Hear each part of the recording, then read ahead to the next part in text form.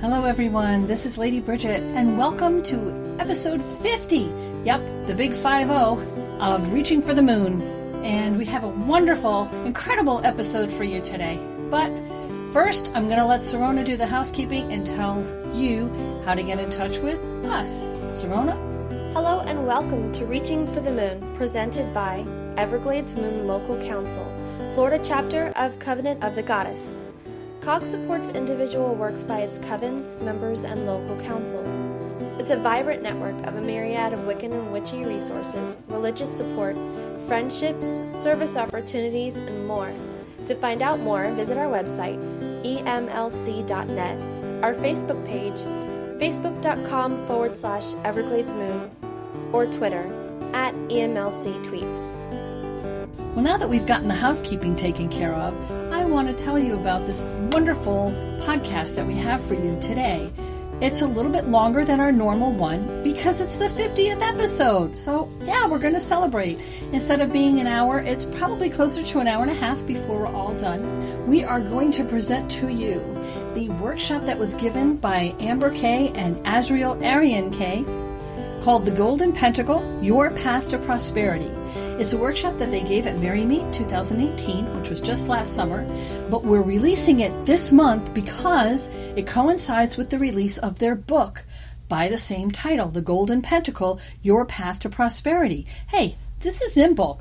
Who couldn't use a little new prosperity for the new year, right? This is when you're planning where your year's going to go. Well, here you go. This is a great tool. You're going to love it. Wonderfully well thought out and well presented workshop. And I know the book is going to be just as good. These two ladies are very prolific authors, and if you haven't heard of them, you must be living in a cave because they have written tons and tons of books, all really good information, and every course I've ever taken with them, I've always learned a lot. They run Ardentane, which also, if you haven't heard of, you need to Google it, Ardantane. You need to look it up and find out all about the classes that they do. They do classes in-house and they do classes online. But anyway, I'm going to quit with the shameless plug and I'm going to bring you their workshop. It's fantastic and I know you're going to love it. Happy Imbolc!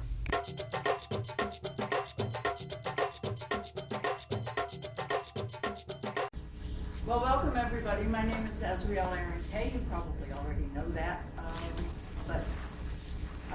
I'm a high priestess in Our Lady of the Woods Coven, and I've been a member of COG for about 25 years. And I am very pleased to be able to give this workshop with my beloved partner Amber today. Well, let's get started. The name of this workshop is The Golden Pentacle. We went round and round and round about the name. And since the Golden Pentacle was the first name that we came up with for the book that is associated with this workshop, we have not found a name that we like better. So we're still calling it the Golden Pentacle.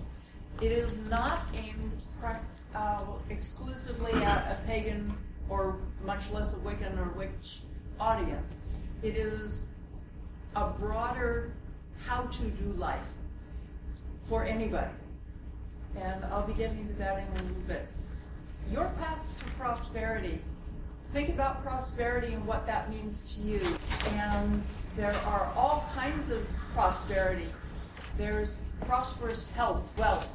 There is freedom to do what you want to do. Prosperity comes in a lot of different forms. So we'll be talking about some of those as we go through. But first, I want to talk about why we're teaching this workshop. We've been there. We've wanted more than we had.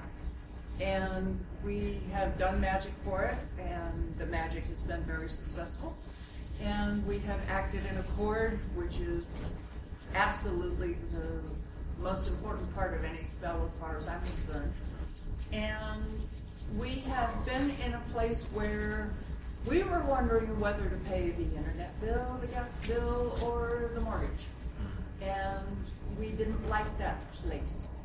And once we started using the Golden Pentacle, things just started shifting.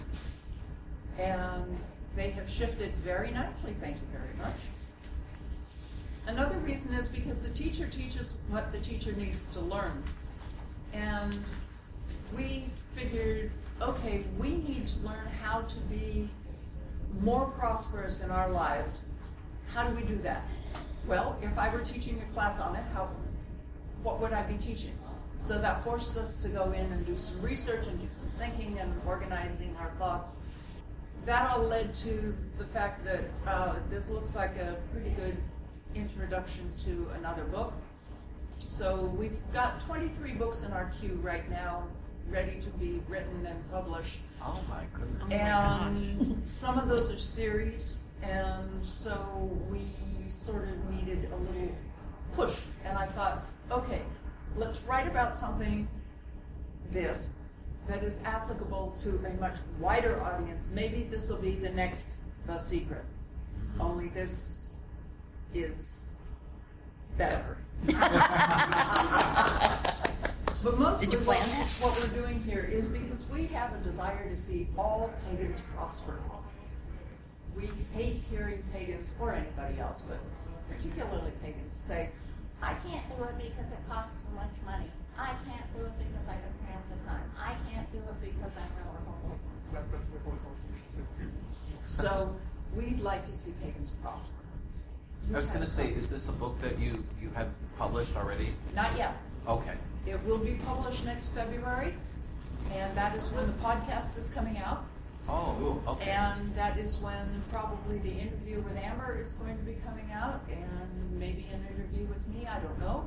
And so we're going to tie it all together as one package, and we want to get ads in Witches and Pagans and other places to come out also at the same time. Yes, ma'am? Will this become like a class on an online class or anything? It already has been, Oh, okay. and yes, it will be. Okay. Good. Okay.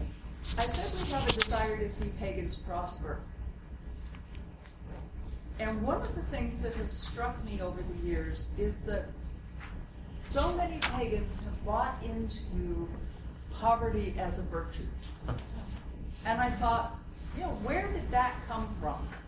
Why is it any more morally good to be poor than it is good to be comfortable or even wealthy? So I did some looking, and I discovered that poverty as a virtue is a Christian concept. Before the Christians came along, everybody wanted to have more of whatever it was that they had. There was no moral badness associated with being wealthy than there was with being poor. So in order to appeal to the mostly poor masses, the Christians took some of Jesus' words and turned poverty into a virtue. You've all heard that it is easier for a camel to pass through the eye of a needle than it is for a rich man Yes. to enter the gates of heaven, or the kingdom of heaven. Give away all that you have and follow me. Well, I've got a couple of answers to those. As pagans, we are living in the kingdom of the goddess and the old gods, so we have no need to enter the kingdom of God. Right. So the reason for that disappears. Follow me. Well, as pagans, we are notoriously unsuccessful at following anybody. So why would you want to follow somebody into poverty when you could just as easily follow somebody into prosperity? Okay? Yes, we will suggest giving wealth away, but only a portion of it. And we believe that receiving is as important as giving. By living in this Christian-dominated culture, we've all been pretty much brainwashed into a mistrust of wealth and a belief that poverty is somehow virtuous. I remember several years ago a pagan author proudly proclaiming before everybody she could talk to that she had taken a vow of poverty. And I thought, why the And she said, well, that way the IRS will forgive me for not, if I don't make above a certain amount, then the IRS won't take any of it. I'm going, okay. Still doesn't make sense. sense to me. Okay. But as far as I'm concerned, poverty is uncomfortable. It is unhealthy. It is unpopular. It is not what I want to be experiencing in my life. And I'm sure that these two folks had no idea when they were growing up as little people that they would end up on the streets. And they probably don't really like it. Now, I can't speak for them, but it seems unlikely to me that they would. At the same time, we're urged to be great consumers, to seek ever more wealth, more goods, more gold-pressed platinum, more wealth, luxury, even at the expense of others. And we even make heroes of some of the folks that make Billions of dollars. billions of dollars. Okay, I'll say it. Billions of dollars. Gagging maggots here. Yes. If you can't read the little cartoon down on the right-hand corner, it says, "It's too much, but is it enough?" For some people, there will never be enough, no matter what they do. So many people are left with a love-hate relationship with money, particularly, and prosperity in general. I love you even when I hate you, or I hate you even when I really wish I had more of you. The love of money is the root of all evil. How can you be spiritual if you're focused on money? All you need is love, man. I'd rather wear flowers in my hair than diamonds around my neck. Evil money. Evil money. I want to know where they get the flowers. I mean, you can go out and wildcraft the flowers, I suppose, but possibly not. They're picking And them out that of somebody else's garden. And that tie-dye t-shirt. Side of the room. And then, of course, more money. Every single one of these quotes is from this guy. I'll leave you to read them for just a moment. For the sake of the recording, I will. Yes, I know. I want to hide my face too. Or actually, I want to hide his face. Yes. Yes, the world. Okay, the beauty of me is that I'm very rich. The point is, you can never be too greedy. When you're rich, you can have as many kids as you want. Being rich makes it easier to have kids. People said, oh, well, maybe he's not as rich as everybody thinks you are. Well, it turned out I'm much richer. Oh my God. I'm really rich. I'm not a schmuck. Even if the world goes to hell in a handbasket, I won't lose a penny. Wow. It's very possible that I could be the first presidential candidate to run and make money on it. Fighting for the last penny is a very good philosophy to have. Okay, so we know that side of the argument, and I'm not entirely sure I agree with it. Are we really Ferengi? Americans in general seem to like the Ferengi, who are, of course, a fictional species in the Star Trek franchise, Deep Space Nine. Their overriding value and goal is acquisition, more wealth, more goods, more gold-pressed platinum. And Well, when you look like that. when you look like that, maybe that's what you really need to go out and get. Are American corporations created on a Ferengi model? Profit before all else? Well, some of them are. And do we support and enable that model for American business life? The reason I'm reading all these slides, by the way, instead of just going extemporaneous and letting you read them, is that we are being taped today, and I want people who are listening to the recording to know what was on the slide. Some rules of acquisition. I'm not going to read them. You can find them online. A few of my favorites are opportunity plus instinct equals profit. And anything worth doing is worth doing for money. And never place friendship above profit. Now, I'm not sure about that one. I like it as a Ferengi saying. I'm not sure I agree as a people saying. Keep calm and follow the rules of acquisition. So you can look up the Ferengi rules of acquisition anywhere online. And as you notice, these are numbered through 27. That's because I skipped a bunch of them, and you can read all of them online. How Ferengi are you? Even Jean-Luc Picard is says, and I may buy a moon. And Number one. number one says, a moon, sir. There's a little Ferengi in all of us, number one. So, okay, few facts. Prosperous people have a friendly attitude toward money and prosperity in general. Money is neither good nor evil. Money is good when rightly used.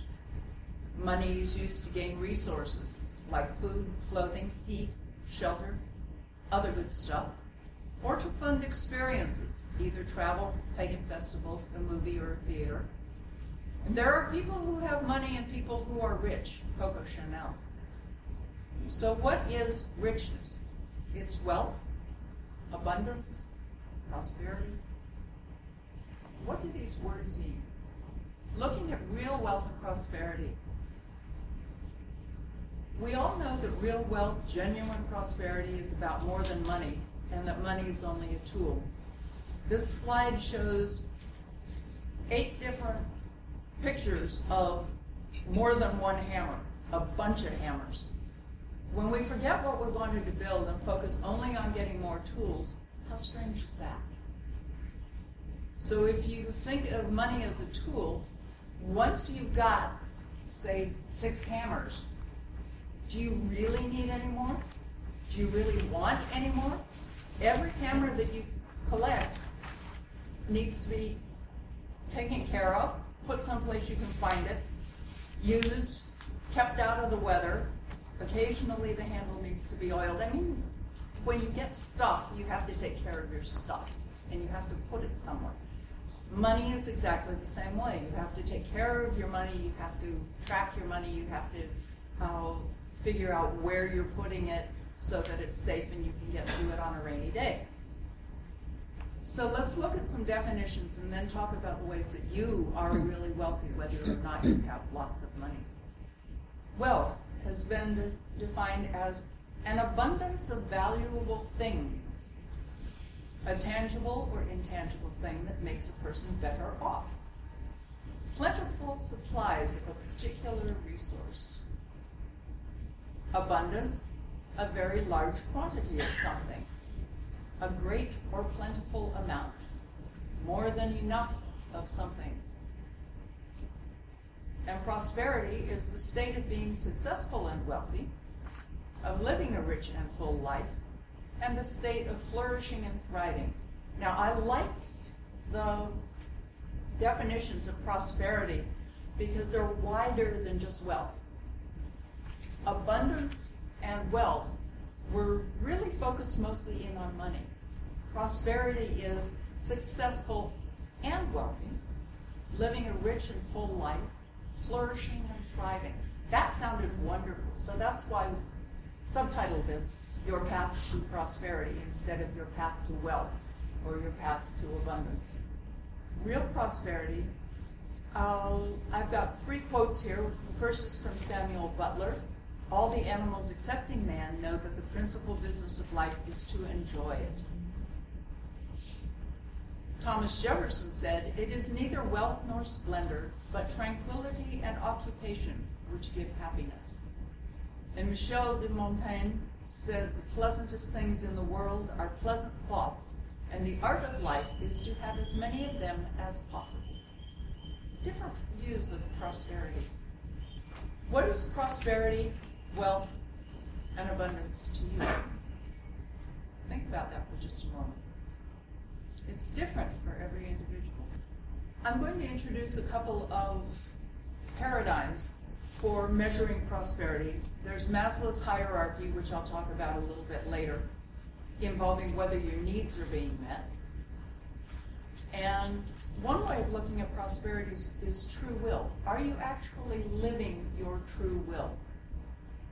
Because if you are, then you are prosperous and abundant because you are doing what your innermost self, your higher self, if you will, really wants to do. Your heart's desire is whatever you are putting time into. Time is your only limited resource. Take a look at what you have been doing with your life, and if it's not what you really want, then why are you wasting time on it? Choose or discover what you want to do. And as Nike, the goddess of victory, says, just do it. So that's one way to look at your prosperity. Another is something that we always say in Sacred Circle.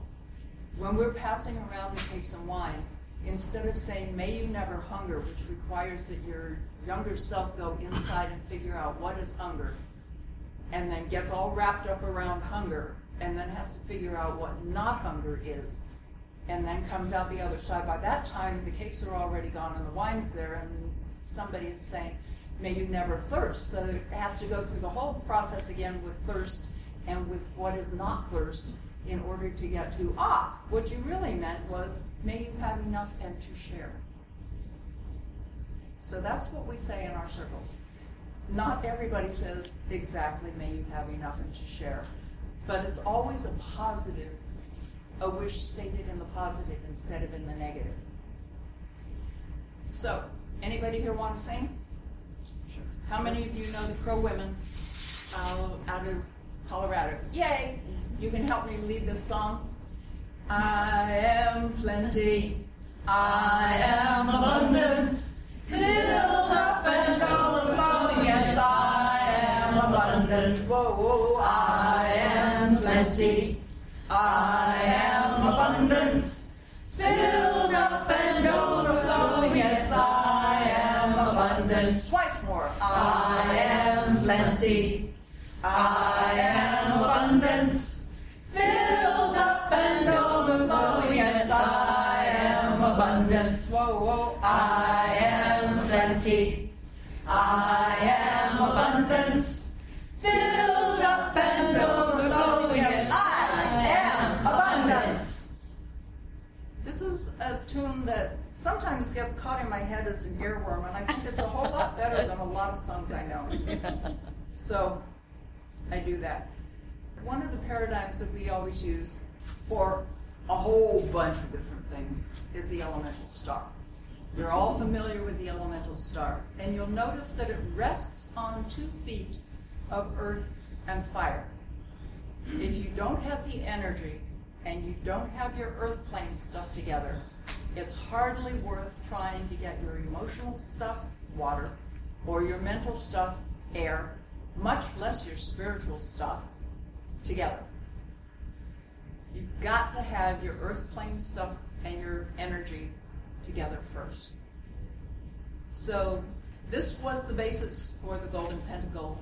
It's the most marvelous idea I know of everything being in balance, because if it goes even slightly off to one side, it'll tip.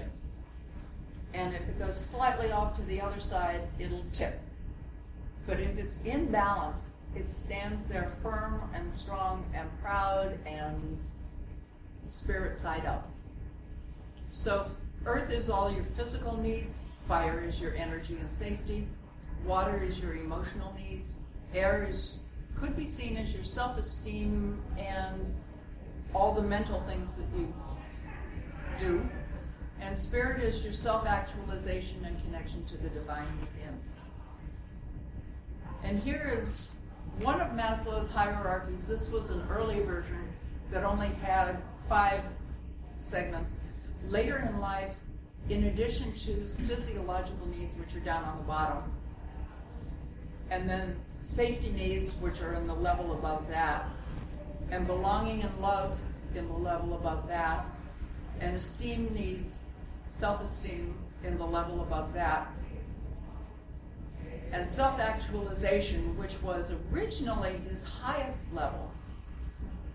His revised hierarchy, which I didn't have time to put into this workshop after I found out about it, was actually working for others, or doing something for something larger than yourself, which is usually working for others. So you can see that this hierarchy goes from what is absolutely the minimal that you need. You need food. Well, first of all, you need air. We can all live about 4 minutes without air. You need water. We can live about 3 to 4 days without water. We need food. We can live 3 weeks to maybe 6 without food. We need some kind of clothing and shelter in most climates. And above that, everything else is gravy. So, how wealthy are you? Every person in this room really is truly wealthy. When you think about the people in the rest of the world who don't even have that bottom level of Maslow's hierarchy fulfilled, every single person in this room is truly wealthy. Your basic needs are met, both physiological and safety. Your psychological needs are met, or you're working on them. You've got friends, you've got an intimate relationship, or 2 or 3. Your self-esteem is coming along quite nicely, thank you very much. And you're probably working on your self-actualization needs, because those are rarely completed. And as far as working for something larger than yourself, I think that by mere fact that you are in this room, that you are attending COG, means that you are working for something larger than yourself, an idea, a mission, a vision of something that is larger than yourself. So how wealthy are you? Wealth has been defined in a book called Wealth 101 that I really love, partly because it's easy to read. It's on your handout on the back as one of the resources. Yes, it's easy to take because it is written in short snippets. It's got lots of quotes, and every one of those snippets is worth thinking about for at least a week, all by itself. And they define wealth as health, happiness, abundance, prosperity. You'll notice all those things wrap in on each other. Riches, loving, caring, sharing, learning, knowing what you want. They didn't find a single word for that. Opportunity, enjoying, and balance. I like that definition because it covers an awful lot of ground. What if you don't believe that you deserve more? Thou art goddess. Thou art God. Thou art worthy. Think about it. One of the most destructive beliefs a child can adopt is the belief that they are not good enough or not deserving. And that will carry through their entire life. The pagan answer is, thou art goddess. Thou art God. Each one of us is a spark of the divine, and the divine deserves all we can give. So prepare to give to yourself, and receive and share all the prosperity you can find. That's the pagan answer. We use the pentagram as a basis or model for most of the magic work we do. How many of you use the pentagram for magical work? Okay, I'd have been really surprised if no hands had gone up. Okay, much of life can be sectioned into 5 balanced parts. Sometimes it's a little squishy and sort of overlaps 2 sections, but most of life can be sectioned into 5. Why not the pursuit of prosperity, abundance, and wealth? I went to a workshop once on the Iron Pentacle, and it was a very good workshop. And I thought, these folks are onto something. I read several, I couldn't find a book on it, so I read several internet articles on the Pearl Pentacle and thought, these folks are onto something. Okay, let's take a look at them, just briefly. The Iron Pentacle is basically refining one's relationship with the self. What do sex, power, pride, passion, and self mean for you? It's an internal working, it's very strong magical system, and it works for a lot of people. And I liked it when I heard about it. The Pearl Pentacle is refining one's relationship with community. Love, power versus liberty, law, wisdom, and knowledge. And I thought, okay, these are good. We've got relationship with self, relationship with community. There's probably going to be one sometime called the Rose Quartz Pentacle that is about your relationship with others, but they haven't come out with it yet. So I decided to come up with one, the Golden Pentacle, refining your relationship with prosperity. This is the Golden Pentacle. It is a 5-step process that can be used to achieve absolutely anything. I haven't found anything yet that it cannot be applied to. So we'll go through the Golden Pentacle point by point, and in the order that I figure you would work the pentacle. And we'll start with appreciating, because my voice is getting a little tired, and my beloved partner wants to say something. I'll let her do appreciate. BPA, appreciate. Okay, this could also read appreciate and express. You can do an internal appreciation of anything, of life, of beautiful scenery, of a relationship, of a good meal, whatever. But appreciating internally is very important. It's also important to express it somehow. It involves knowing what you have. That means doing an inventory of your life from time to time and saying, okay, what's my life consist of? What are all the pieces of my life? Not just money and possessions, but also relationships and home and work and energy level and health and all kinds of things.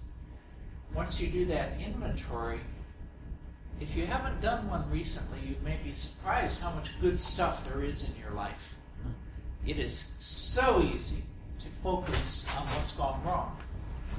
You know, oh, my finger hurts because I dropped a rock on it. You know, and if I like, that awareness of the pain in my finger can fill my whole universe. Once in a while I slip, and it does. Okay? Then it's all about, owie, owie, owie, the universe was mean to me. I dropped a rock on... Someone made me drop a rock on my finger, and it hurts, and ow. Well, how silly is that to completely forget everything else that is the sum of your existence because you got an owie on your finger? No. So, doing the inventory kind of puts things in perspective. Okay? Yes, I dropped a rock. I dropped the rock on my finger. I did it, assuming responsibility. But on the other hand, there's 9 fingers that were not squished. And my toes are working pretty well. And I have my BPA, beloved Israel, and so on and so on and so on and so on. Okay. So other parts of appreciation are when you do share your resources or buy something or trade for something or barter or whatever, only go for value, only go for the best. Okay? Now maybe that means you do without a thing for a while you're saving up your pennies for it. But then when you do get it, it's good stuff. Why do you want the best? Thou art goddess, thou art God. Okay? You're a deity, folks, or at least part of one. Don't pawn off schlock onto yourself. That's a terrible thing to do to a deity. You know, when you take offerings to Hecate or to Isis or somebody like that, you take little droopy flowers and schlocky offerings and incense that was really cheap. It doesn't smell good, but it's really cheap. No, of course you don't. So treat yourself like the sacred being you are. Get good stuff. Express gratitude aloud. This one silly little thing's going to make a big difference. Okay? Training yourself not only to be thankful to everyone you come in contact with, but to say so. Okay? When was the last time you had a meal at a restaurant or something? And some of you do this. That's great. And when somebody brings your food, you look them in the eye and you give them a really warm smile and you say, thank you so much. Okay? A lot better than saying, oh, thanks. Right? If you are showing gratitude toward an employee who's doing their job or better than their job, do you say, hey, Joe, thanks, good job? Which means very little. Or do you go up and say, Joe, the way you handled the Smithers contract today was just brilliant. I really appreciated how you delineated each point so clearly and left the client feeling as though they'd gotten great value for their money. Your explanation was clear, concise, and it was also warm and friendly, which is nice. I like the way you did that. a generic thanks. Hey, thanks, folks. Thanks for coming to the workshop. Get the hell out. No. Be specific in your thanks. Be warm. Make eye contact. And if you can, make physical contact appropriately. Okay? So if you go up to someone and take their hand and say something to them, scientific research has shown that it is a much more vivid and lasting experience. They will remember it far longer than if you didn't touch them. Now, and you all know the difference between appropriate and inappropriate, right? That doesn't mean you go up to Joe and say, "Hey, Joe, really loved the way you handled that contract."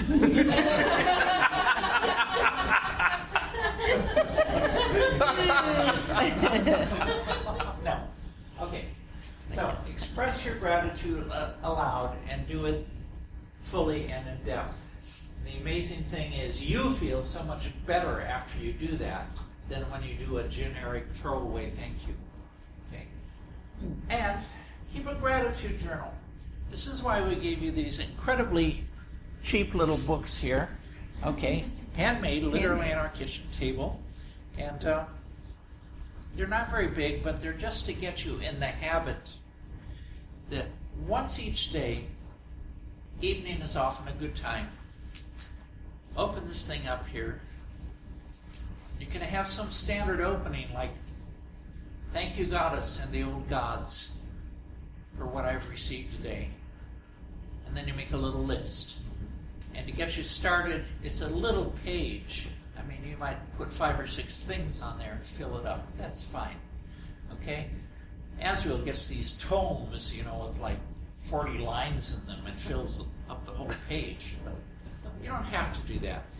Just write down, and it doesn't have to be anything demanding or technical, or just, what happened that I feel good about today?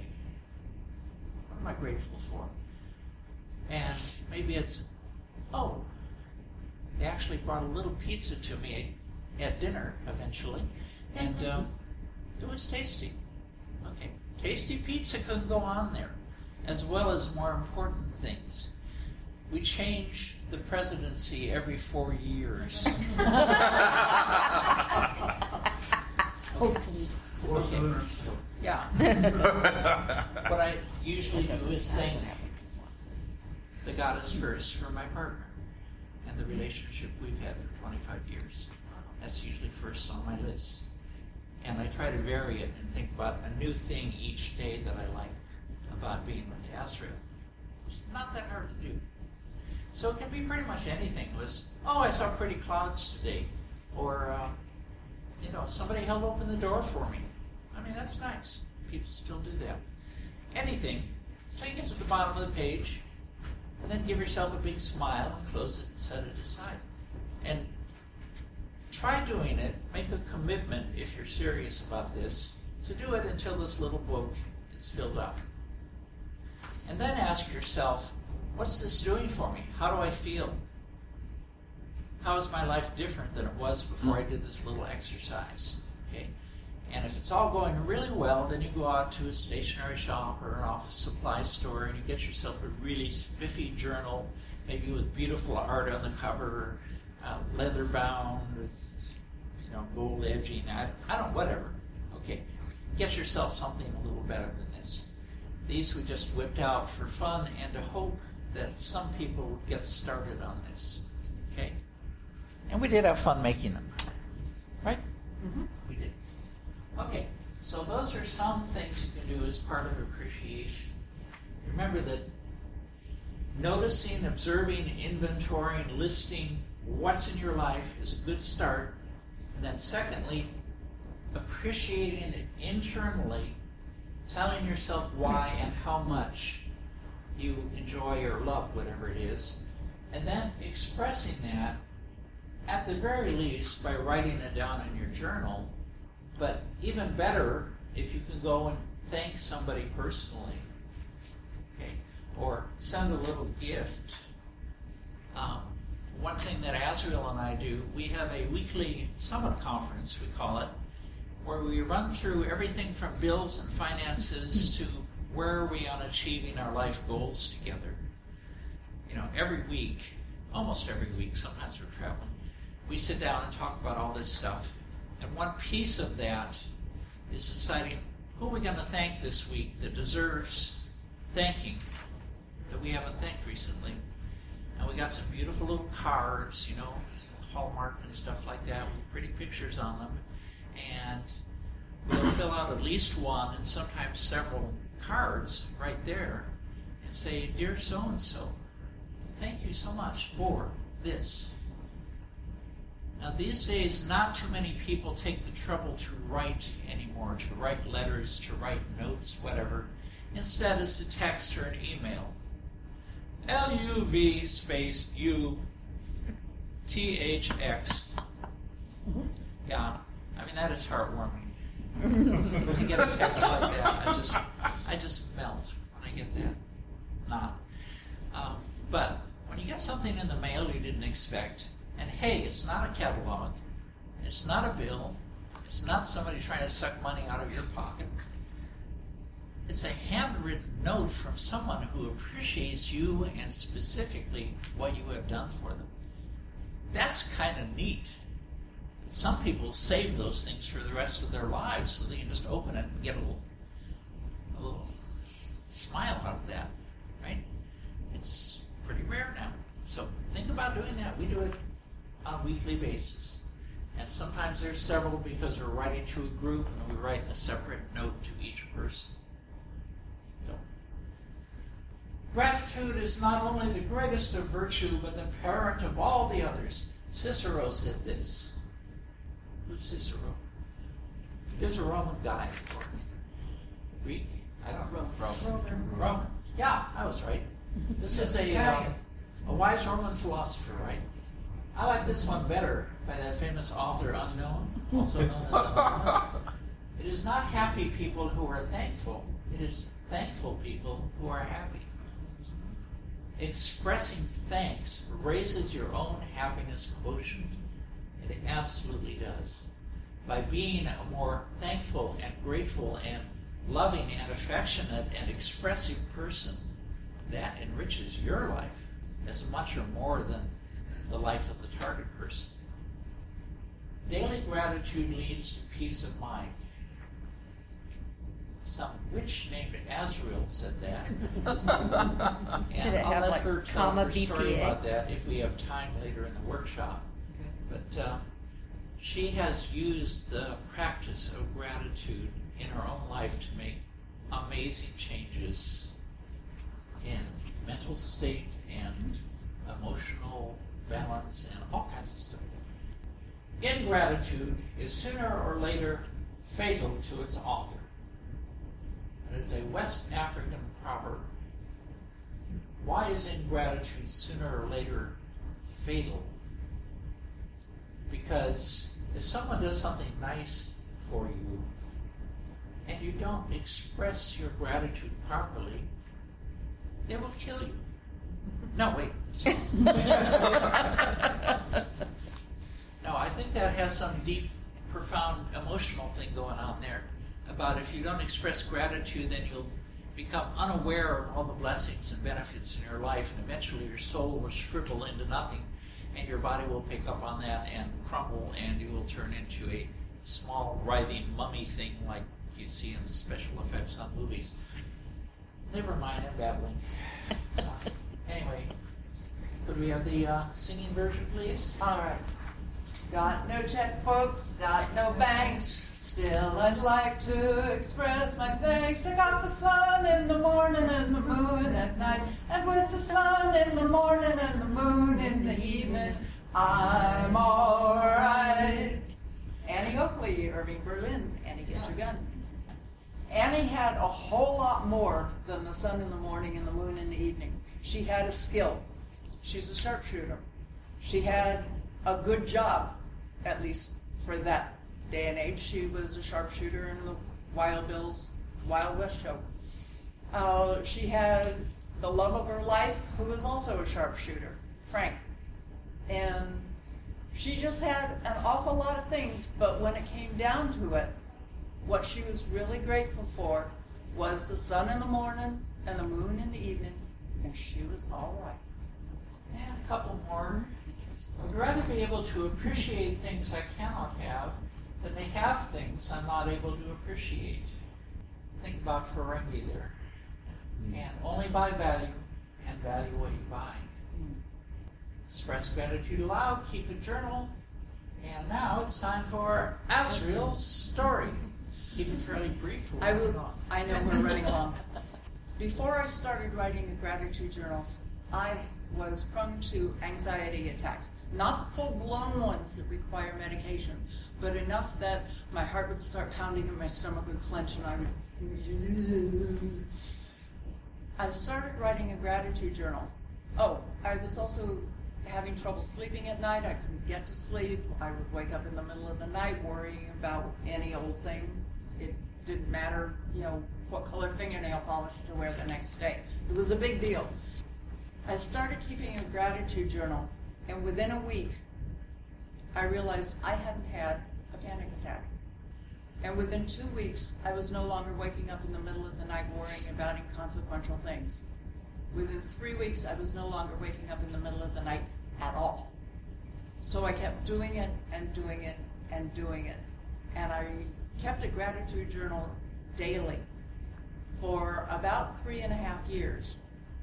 And then I set it aside to see what would happen. And I realized after about a week of not doing the gratitude journal that gratitude had become so ingrained in me that I didn't have to write it anymore to achieve the same things, because I was so constantly in a state of gratitude that it had just changed my life entirely. Now I write a gratitude journal when something has really bothered me and I need an antidote. When the snake bites me, I need the antivenom. And the antivenom for me is a gratitude journal. Okay? Stupid snake bit me. I am very grateful that it was a bright and sunny day. Clouds are beautiful in the sky. The goddess is having a lovely time with her paintbrush. This is good stuff. So I can deal with it. Can I put a postscript on that? Yeah. If I may share a bit of your health history? Yes. In the last several years, Azriel has twice had cancer, different kinds of cancer, leukemia and then breast cancer. And she's beaten both of them and is in complete remission on both forms. I think part of it was where her head and her heart were at. Mm-hmm. Yeah. And I wrote the gratitude journal through both of my cancer experiences. Every single day, I gave thanks for a journal's page worth of stuff. And sometimes it was little things like, okay, I've got constipation from the cancer medicine, but at least I can still walk into the bathroom. Okay, walking into the bathroom is something that some people cannot do. I can do this. I'm thankful. And the goddess is still painting with her paintbrush. I love that. Thank you. Thank you, goddess. And by the way, my first thanks is always for Amber. Okay. Yes. If you are on automatic bill pay, this is a little harder to do. When you pay your bills, give thanks that you are able to pay that bill, that you have the money to pay the bill, and that the people on the other end will take your check. If you are on automatic bill pay, when you put it into your checkbook or you put it into your spreadsheet, give thanks that you are able to put that money toward that bill, toward whatever you are paying for. Yes, Stone, you had something. You, on your second bullet there, you say, thanks for what you have bought. For example, my husband passed away from cancer and left me with a great deal of debt. But I was so grateful for the care he got that for the next 3 years that I was paying off that debt. Every time I wrote that check, I was grateful for the doctors and the nurses that were there that took care of him. It's not always easy to do. It's easy to say, but it makes a difference. It makes a huge difference. When I was going through cancer for the second time, I kept track of the names of every single person who helped me. The radiological technicians, the doctors, the person at the front desk who checked me in every day. And I wrote thank you notes to every single one of those people by name. I didn't have their last names, but I had their address because the cancer center has an address, and I had their first names, so I wrote them all individual letters. Keep a gratitude journal and use it daily. Thank people when they do things for you, the checker at the market, the person who opened the door for you, the sales clerk who sold you that thing of value. They all deserve a thank you very much. Enjoy your day. I'm enjoying mine. Thanks to you. Release is the second point on the pentacle. There's a tyranny of too much stuff. As I mentioned before, once you have stuff, you have to deal with it. Drop attachments is the Buddhist perspective, because if you are not attached to things, you will not be worrying about things. Make space in your home and your life. Schedule days for culling, and release 5 things, and release with gratitude. The release 5 things is a very simple thing. Every day, or at least once a week, release 5 things. Even if it is that stupid chewed up pencil that I've been writing with, and I just got myself a brand new pen that really works better. Even if I picked it up at the nearby hotel. Haha. By the way, the pens here are excellent. But release 5 things and release it with gratitude. Thank you, stupid little pencil, for keeping my books the way that I was able to keep my books for so long using you. You have done your job. You have done your duty. I'm sorry I chewed you all to hell. I am now ready to release you and also release the anxiety that had me chewing you up. Thank you, little pencil. Go with my love. Schedule days for culling. This is very important, especially if I'm too busy to do it. Then make time to do it. We have discovered that culling for more than about 2 hours at a time gets a little fraught. And so we schedule 2 hours. We cull for 2 hours. We clean up for 2 hours. Sometimes releasing is releasing the dirty dishes and turning them into clean dishes. That's part of releasing. So we do that. Release that which no longer serves you. Things are obvious. You know, that funny little pencil that you chewed on to pieces. Feelings are much harder to release. You may need to get a therapist on board to help you do that. But it's worth it. It's worth it. Relationships that aren't working. A job that is not satisfying. I retired from my job at 62 and 3 days because I was not doing anything. What I was doing for a paycheck. It was moderately interesting, and I had moderate amount of responsibility and less than moderate interest in what I was doing. So I made it possible for myself to retire at 62 and 3 days, and I did. So I don't have to go to work tomorrow. Okay, beliefs. Beliefs are hard because sometimes you don't even know what you believe until you run up against them. But if you can release a belief, it opens up so much space in your mind for new ideas and things. Harmful habits and addictions, particularly, are pretty obvious things to release as soon as you possibly can. Drop unhealthy attachments of all kinds. The Buddhists say the root of suffering is attachment, and the magician says the adept has the use of everything and is dependent upon nothing. Man must choose whether to be rich in things or in the freedom to use them. Ivan Hilliard. Make room for the new. Let go of all the material possessions you are not using. This allows the energy to flow from you. This creates a vacuum, which allows the energy to start flowing into you. And the whole thing is a cycle and a circle, and it works. It's amazing. When your life is stuffed to the gills and when your rooms are stuffed to the gills, there's no space for energy to flow. We just got rid of a pile of stuff that was in one corner of our room, our living room. And it opened up that corner. And all of a sudden, every time I walk into the living room now, I go, yes, I can just walk past that corner instead of, okay, I've got to do something about that. And it's just opened up space in the head as well as space on the floor. It's wonderful.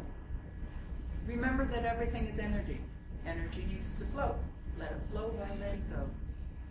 Schedule days for culling, I already talked about that. Or hours. Look at what you have with gratitude and decide what to cull. As you release each thing, relationship, or thought or belief, give thanks for what it gave you. Release 5 things. Put them in a bag to go to the thrift store. Put 5 things in the trash. Repeat tomorrow with gratitude. Repeat tomorrow with gratitude. Repeat the next day with gratitude. Until they're gone.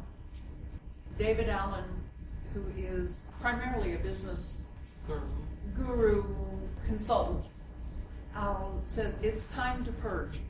Your psyche has a certain quota of open loops and incompletions that it can tolerate, and it will unconsciously block the engagement with new material if it has reached its limit. Release some memory. Want more business? Get rid of all the old energy in the business you've done. Are there any open loops left with any of your clients? Other relationships? Any agreements or disagreements that have not been completed or resolved?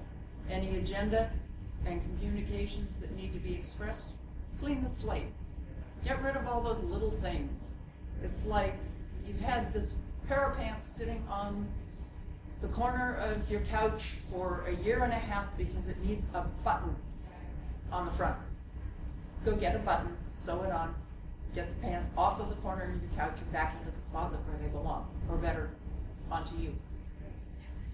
Want more clothes? Go through your closets and storage areas and cart to the charity of your choice everything that you haven't worn in the last 24 months and anything that doesn't feel or look just right when you wear it. This is very much along the lines of Marie Kondo. You may have heard her or seen her website or read her books about releasing things. Always release with gratitude and only keep those things that spark joy. Spark joy is her little trademark phrase. Want to be freer to go where you want to, when you want to, with new transportation? Clean out your glove compartments in the trunks of your cars. It's amazing how the stuff that's stuck in your car can keep you from getting a new car. It's amazing. And for heaven's sake, get those little things fixed that's bugging you. That's the button on the pants.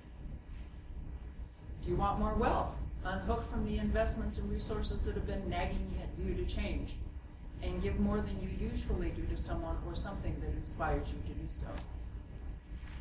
Create is the next point of the pentacle. Well, if all we do is appreciate stuff and release stuff, then eventually there's no more stuff, right? So you got to create some stuff, in part to replace the stuff you release, but also just so that you are contributing to the productivity of the human community, okay? Create something that enriches the world, and something better than that stuff that you released, okay? You released it because it wasn't doing you any good, so now create something that does you or someone some good, okay? Create what gives you joy to create. If your regular day job is not creative and joyful in any way, I hope you're looking for something else or creating a new job. Okay. Ask yourself, in what areas of life are you most creative? Some people are very creative with relationships, or very creative with home and land and gardens and things. Some are creative in terms of art or music. Identify where you're most creative and where you get your most joy and focus on that. Ask yourself where you're not using your creativity. Now, you don't have to be creative 24/7. There are times when you just want to kick back and be the couch potato, right? Be a mindless blob. There's times when you have to. In fact, if you're ever a COG national officer, then it's mandatory to kick back and do something mindless, because otherwise you wind up gibbering and drooling after a while, and that's not good. Okay. So, unless it's intentional slothfulness and couch potatohood, try to use your creativity in all facets of your life. Create with others. Share the joy. Now, there's some things you can create all by yourself and feel very satisfied. Anybody here knit or do other fabric arts? Okay, so this is probably not something you want to do with a committee. Let's all sit in a circle and I'll give you all some needles and we'll make a hat. No, it doesn't work. So some things creating by yourself is quite a joyful thing. But other times, creating with people is just really fun, okay? So think about what can you create with your kids or with your friends or anything. Think about spending social time, not just being together and chatting, or worse yet, texting to all the people who are not there. Think about spending social time making something together. Okay? Make it and maybe give it away. Nice. And ask yourself, what's your legacy? Some people don't much care. They just want to go through life being sort of comfy and happy and so on. But for a lot of us, knowing that we're leaving the world a better place is important. So ask, what is my legacy? You know, if I had to carve my tombstone, my epitaph today, what would it be? What would I have left that makes the world a better place? Even if it's only smiling at every single person you meet, including the one that punched you in the mouth at the bar because you were smiling at him. Whatever. Yeah, what is your legacy? That's one reason that I write books with Azrael. So I'd like to believe that 100 years from now somebody will pick up one of our books and find value in it and maybe feel a little human connection with the persons who wrote it. And that feels like a legacy. So your children can be your legacy, of course. If you have anything really valuable to contribute, it will come through the expression of your own personality. That single spark of divinity that sets you off and makes you different from every other living creature. This sounds a little bit like destiny, like true will, like your spiritual function for being here. If each of us has some particular task to accomplish on this planet while we're incarnate, what is yours that's unique? How does your goddesshood or godhood express itself in what you create?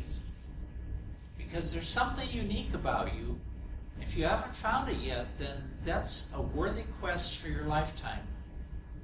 Some magicians call it the great work.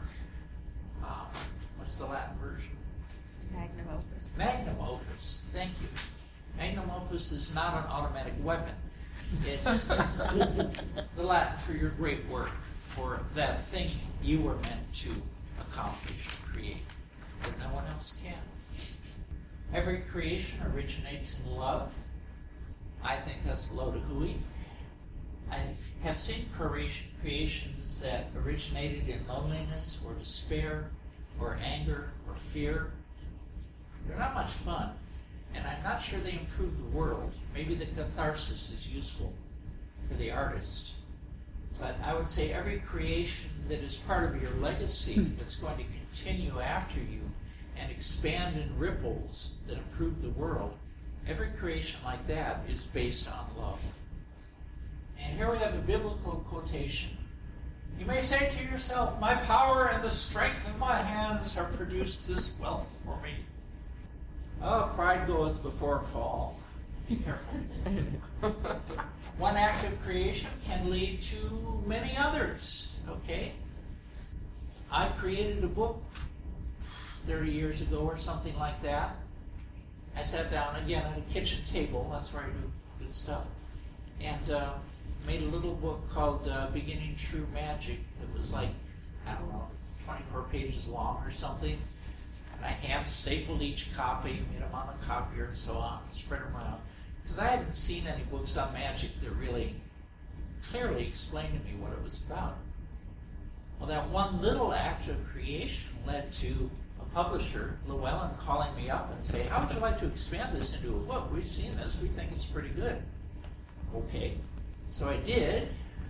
They printed a little green paperback.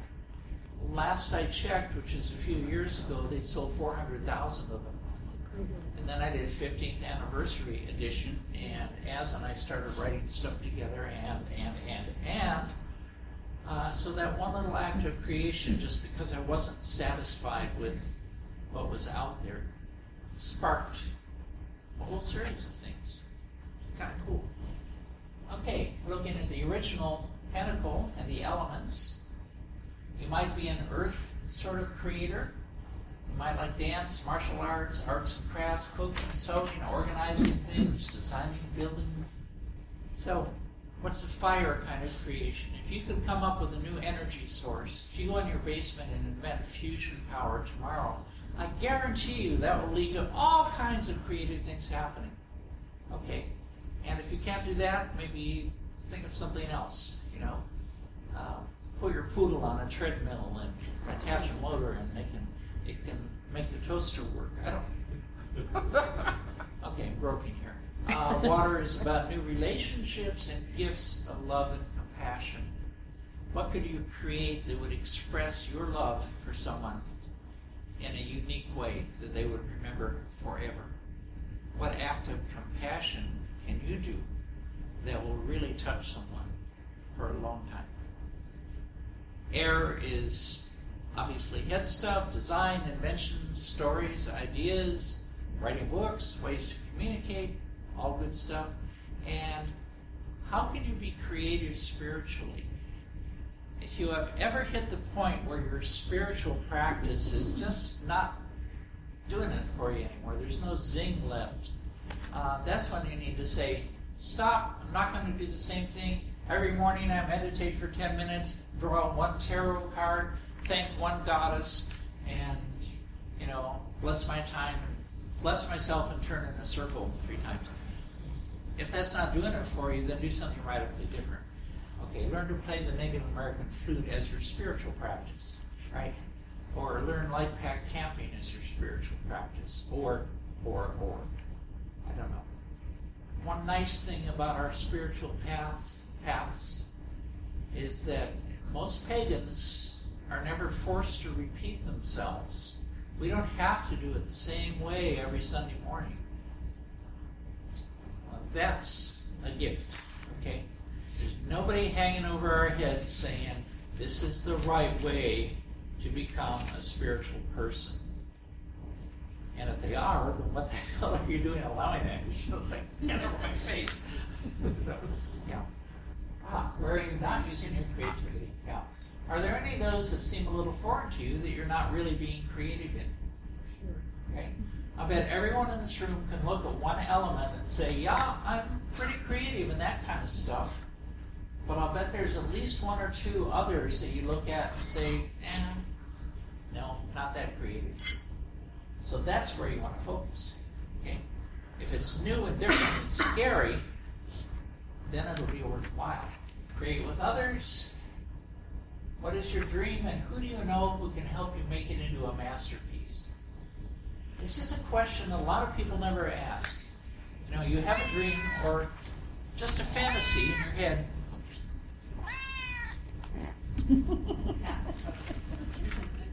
Ask me if I'm surprised. Could you have any other ringtone? No. Okay. This is a weird thing. This requires being a little vulnerable, opening up your heart to others. But what is your fantasy? What is your dream? And how would you feel about asking someone else for help with it? Sometimes we clutch our dreams so closely to us that we think, okay, it's mine, other people might laugh, nobody would help me with this, nobody else has this dream. We tell ourselves these stories about why we have to stay isolated with our dreams. But what if you opened up? What if you told the world, I have a dream! Only with a better voice than that. What if you told the world, I have a dream, and what if a whole bunch of people came clustering around you and said, cool, dream, sign me up, I'm with you, let's do it. Okay, what could happen? I had the idea for Ardentane 30, 40 years ago, something like that. And it was a dream, and for a long time it was only in here and here. And when I finally opened up, I found other people thought it was a cool dream. In the first couple of years, one of our board of directors in the new organization said, I realize this is never going to happen. This is too much work. We'll never get that much money to buy land. And he resigned from the board. Okay? Now, he is a dear friend of mine, and he helps out at Ardentane, which he knew at that time was impossible and was never going to happen. Now he's on the team. So, are you willing to dare that? Do you have enough courage to invite others into your dreams? Some of whom will be schmoes, too. That's reality. Okay, creation is making something out of seemingly nothing, often with the cooperation of others. Having a pagan school with its own land and campus and stuff like that. We started with nothing. Literally. There was no budget, there was nothing. Okay? And it took us 3 years to find the right land, and it took a forest fire and a lot of serendipity for us to be able to afford the down payment, etc., etc., etc. And out of seemingly nothing, we now have a 27-acre campus, some nice buildings, and a future for a pagan educational institution. So, not too shabby. A lot of people joined the dream team. I started out with nothing. I still have most of it. Okay, that's an attitude that's not going to take you very far. It is said that a man's life can be measured by the dreams he fulfills. That's from Fantasy Island, so you know that is accurate stuff. Mr. Burke, classy dude. He's a pretty awesome dude, too. All right. How much can you do if you're stuck in poverty consciousness? I read a book the other day that said, write down your dream and then enlarge it. Because if you go for your original size dream, maybe not all of it will get done. But if you go for a much bigger dream, then you'll still have more than you started with. Okay? It starts up here. And if up here is expansive, everything I need is out there to fulfill my dream and more. Bigger and better than I thought I could. If you start with that expansive view, even if you get half of it, whoa! Still better than that first little version. What is your legacy? Children, something you built, service, a book, art, an invention, knowledge you discovered, land you have enriched, a peculiarly pagan approach, creating healthier, happier land somewhere, a wildlife sanctuary, a river, watershed, something like that. Or simply lives you've touched. Maybe what you created is not some great monument that will survive the ages, but simply a feeling of self-esteem or love or encouragement or something like that you've spread to 1,000 people during your lifetime, and they in turn spread it further. That is subtle, that is magical, that is energy movement, but it's as or more important than creating something and calling it the Trump Tower. It will be there for 100 years and then fall down. When a fantasy turns you on, you're obligated to God or goddess and nature to start doing it right away. Obligation, okay? You may not walk away from it. If you do, the gods will smite you. Oh, overstated, okay. But if you walk away, you'll be disappointed. Whenever you create something, you invariably end up creating yourself. Creating a reality that you desire to live in is a matter of releasing what is within that is not part of that reality We get what we expect in life, and if you expect to achieve your dreams, then you will. We're witches, folks. Create your life. Okay, so we've appreciated what we have, we've released what we no longer need, we've created something new and wonderful. It's time to give freely of yourself. We all know about the threefold law and the law of return, so I'm not going to go into that in any great depth. Seeding and tithing, I will go into a little bit. Setting aside resources for giving. Setting aside resources for random acts of kindness. Paying it forward and giving what and where and when it is needed. I'll go through each of these briefly. Threefold law of return. What goes around comes around. What you send out, good or bad, will return threefold. Sometimes it's 3 times as much. Sometimes it's in 3 areas of your life. Sometimes it's on 3 levels, 3 different levels. If you need me to expand on that any, we do a whole class on the threefold law and how it impacts what you give and what you get. What you radiate is what you attract. Radiate lack and you will receive lack threefold. Radiate abundance and you will receive abundance threefold. Seeding is planting the crop. Money is like manure. It's best when it's spread around. That's from Hello Dolly. Yes, if you have not seen Hello Dolly, watch for it. It comes up twice. Spend 10% on that which will help create your dreams. This is good money. This is good money spent, well spent. Tithing is giving thanks when the crop is in. So give 10% to whatever feeds your soul. If feeding your soul is feeding the hungry, if feeding your soul is giving to an artist, if feeding your soul is asking somebody to compose a new chant or a new piece of music for you, whatever feeds your soul, give money to that. For too many, giving is occasional, spasmodic, ill-proportioned. It depends on what is left over when other things have had their full share. Sometimes what it means is that only the small change lining their pockets goes to the support of good and worthy causes. Robert J. McCracken. So set aside more than just the pennies. But if you have pennies, gather them up until they make enough to make a difference. Save 10% right off the top of your paycheck. Put it in a fund for giving. When you have a week's income saved, give it to whatever or whoever feeds your soul. Just an idea.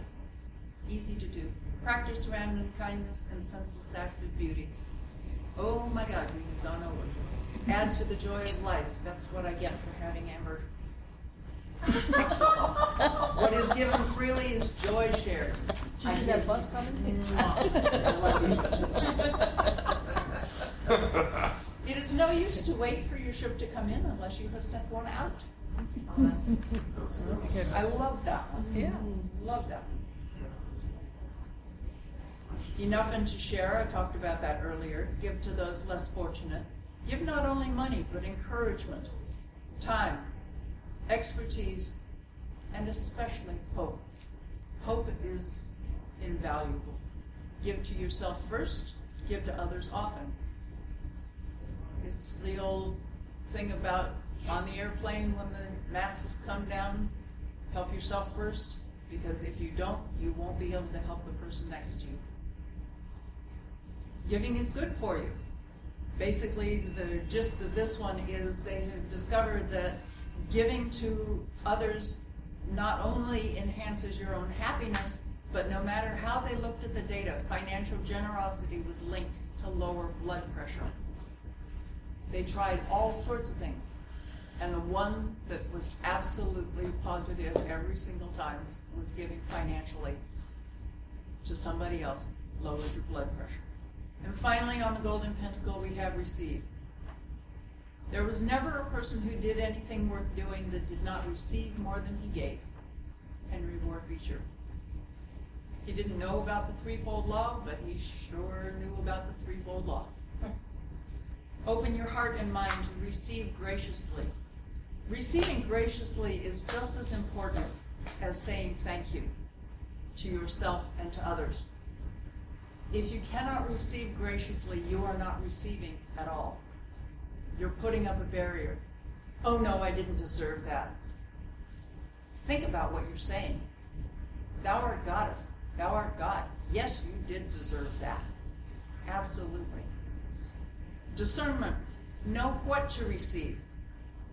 This is a case where if somebody offers you something you cannot use, you thank them very graciously, and then you take it to the thrift store. Say, thank you very much. This will be put to good use by someone else. But don't tell them about someone else part. Affirmations and afformations, I'll be going through that in a little bit, and learn to say thank you. When we are perfectly attuned to our highest good and the highest good of all concerned, we don't need to ask. Our needs are met before they become needs.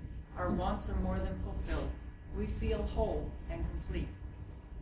Interesting that when we ask and receive, we begin to realize that the universe is an abundant place.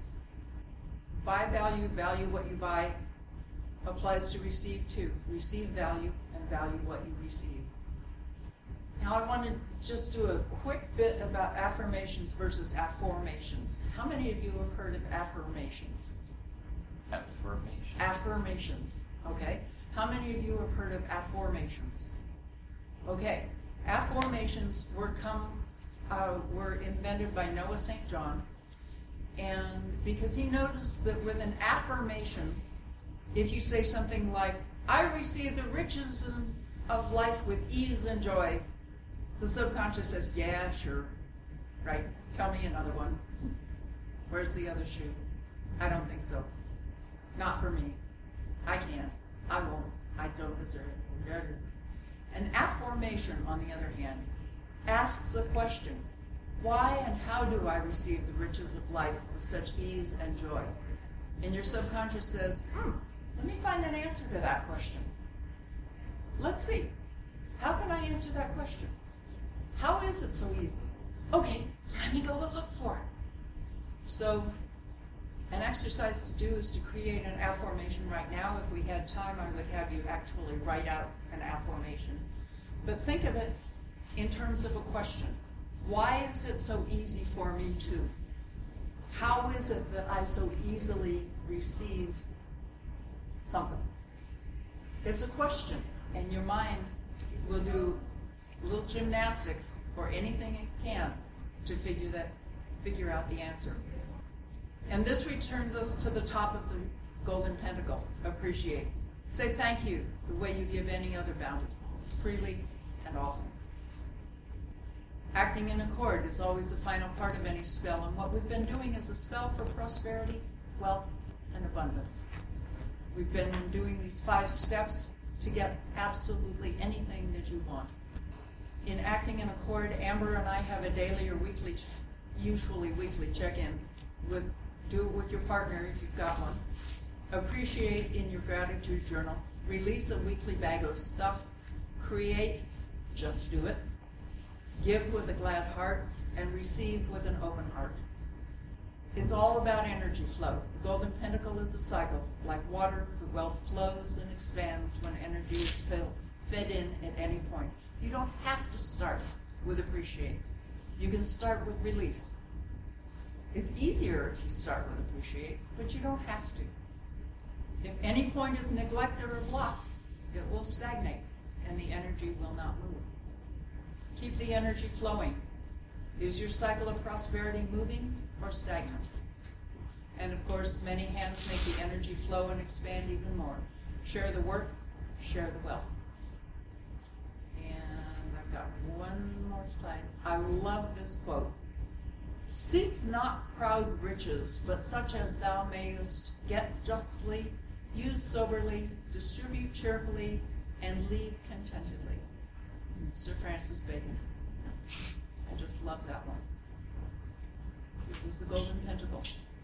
It will be published in February, late January or February of next year, along with a companion volume called The Life Compass, which I didn't have time to go into today. But the 2 volumes will both be available through Amazon. We're publishing them ourselves through Create Space. Thank you very much.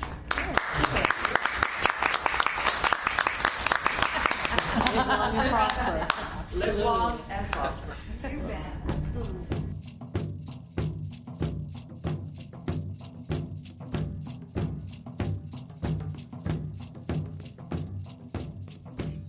Wasn't that great?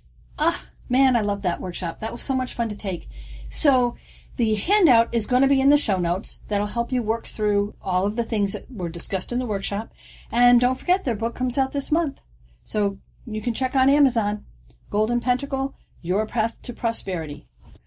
We're going to close out the show with a song by Mama Gina called Somebody Slew the Dragone. And it's from her Nine Toes the Bard album, which is a really fun album, really cute song. Makes you kind of think twice about getting rid of something that seems to be a problem. I'm not going to say any more. Anyway, I hope you enjoy. And I hope you had a wonderful time listening to our podcast, as much time as we had bringing it to you. Blessed be and happy Imbolc. Aye, littles. Today we're going to talk about apex predators and their place in our delicate environmental balance. Welcome to the world, my child, barren as it is. I hope that things get better, but we made a mock of it. We have no forest, have no song, and lots of things that bite. If I tell you how it all went wrong, maybe you can make it right. A dragon once lived in a cave beneath that hill right there. All smoke and scale and claw was he, that dragon in his lair. That dragon had an appetite, oh, everybody knew. And he'd steal away with a sweet young maid or a goat each year or two. But that dragon most ate orcs, says every chance he got till somebody slew the dragon. Aye, somebody slew the dragon. And now we're overrun with orc sales. 'Cause a dragon we have not.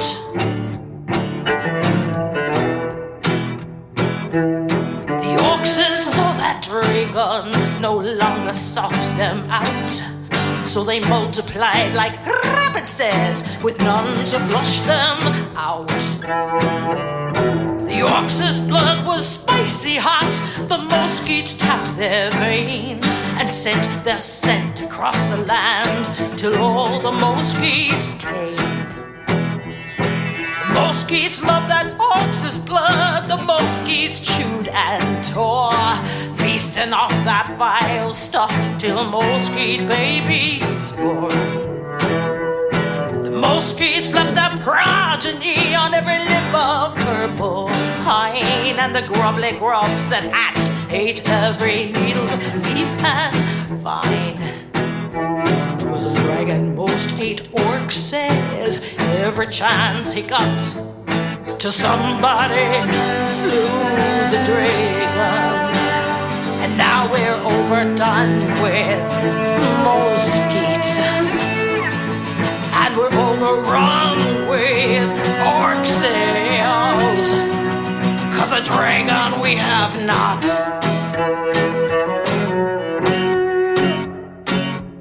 Each purple pine it fell to rot as the grubblies they did grub, and the warbling wings and all their nests exposed in the hot, hot sun. The warbling wings they flew away, and with them went their song, and they left us all so barren to live with what went wrong. 'Twas a dragon most ate orcs, says every chance he got till somebody slew the dragon.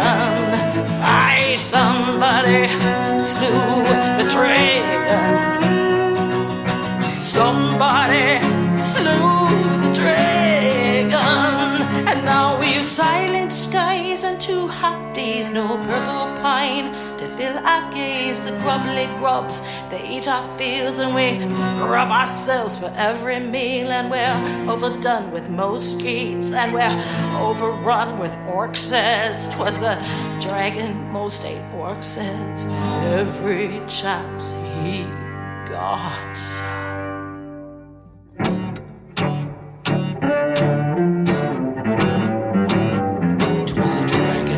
Eight orcs every chance he got. To somebody slew the dragon. Aye, somebody slew the dragon. Somebody slew the dragon. Yeah, somebody slew the dragon.